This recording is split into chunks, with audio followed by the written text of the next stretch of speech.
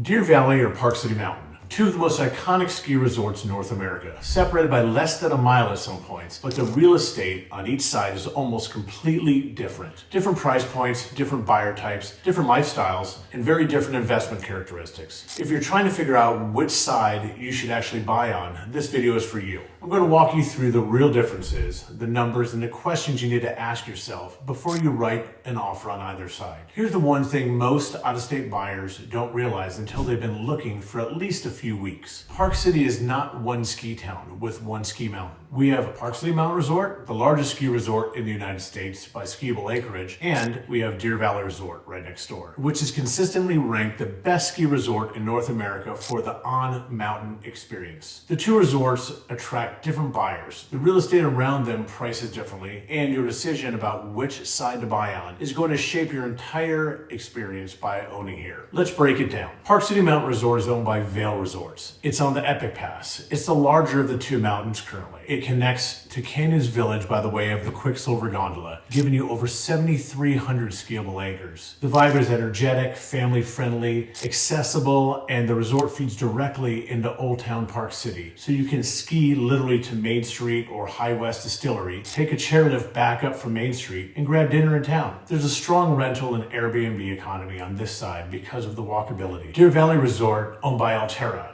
It's on the Icon Pass. The mountain doesn't allow snowboarders. The service level is famously high. They unload your skis for you at drop-off, and they can help you with your boots. The experience is quieter, more polished, and there's no big lift lines because they cap daily ticket sales volume. Deer Valley is also currently in the middle of one of the largest ski resort expansions in U.S. history with the East Village development, which is dramatically increasing the resort's footprint. If you ski with kids who like terrain parks, snowboarding friends, or you want maximum acreage, Park City Mountain wins. If you want quiet groomers, top-tier services, and less crowds, Deer Valley wins. Now to the part you really came here for, pricing. Deer Valley real estate is meaningfully more expensive on a per square foot basis than Park City Mountainside. The branded residences of Deer Valley, such as the Four Seasons, St. Regis, the Montage, Stein Eriksen, and recently opened Grand Hyatt, set the high watermark for Park City pricing. We had a St. Regis penthouse recently close at $17.8 million in February of 26. Four Seasons Deer Valley residences are starting around $3 million,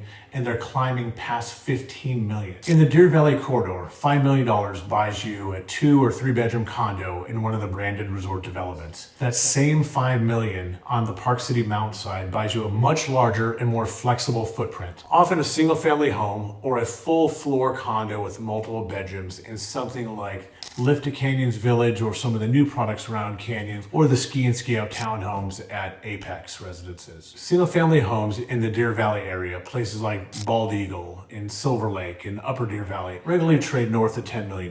The Q1 of this year highest single family closing in the entire Park City market was $25.3 million at the Colony of White Pine Canyon, which is a gated ski and ski out community on the canyon side of Park City Mountain. On the Park City Mountain side, you can still find single-family homes in great neighborhoods like Park Meadows, Thaynes Canyon, and Prospector for under $3 million. That same dollar in Deer Valley gets you a condo, not a home. If you're buying for an investment, this changes the math significantly. Park City Mountainside properties, especially Old Town, the base areas, and Canyons Village, typically generate higher net rates per square foot because of higher booking volume. The Park City Mountainside has more nightly rental products on the market, more entry points for renters, and the Old Town walkability adds a premium. A well-located Old Town 2-bedroom can produce strong gross rental revenue with high occupancy rates. Deer Valley properties produce higher absolute revenue per booking because of the price point and the clientele, but occupancy is often a touch lower because the buyer pool for that nightly rate is smaller. The flip side is Deer Valley clients book in advance. They spend more money on food and beverage, and they tend to come back. It's a different rental economy. One more thing to consider. Not every property on any location in the Park City area is zoned for nightly rentals. We'll get into that in another video, but never assume. Always verify with the city's nightly rental map before you write an offer. Historically, Deer Valley real estate has been remarkably resilient. The buyer pool is heavily cash, often international, and the supply is constrained. Properties at the top of the market, like Deer Crest and Empire Pass, have shown some of the strongest appreciation in the entire Mountain West over the last decade. Park City Mountainside appreciation has been strong too, but the buyer pool is broader, which means it's slightly more sensitive to interest rate cycles. When rates spiked in 23 and 24, Park City Mountainside condo market cooled faster than Deer Valley did. For long-term hold, both sides are excellent. For a short-term appreciation play, the Deer Valley's new East Village expansion is creating an interesting opportunity right now. New construction in that footprint is positioning ahead of the 2034 Olympics, and Deer Valley is already a confirmed venue. Forget the spreadsheets for a second. Here's the lifestyle question. Pick Deer Valley if you want quiet, you want to ski groomers, and you have lunch at Stein Eriksen or the Montage or Royal Street. You don't want to deal with crowds or parking. Your friends don't snowboard, and you're okay with most of the action being on the mountain rather than in town. Pick Park City Mountain if you want to be able to walk to Main Street. You want kids to ride the bus to ski school. You want a thriving restaurant and bar scene at your doorstep. You want to host friends who include snowboarders. And you want a property that can also work as a strong rental.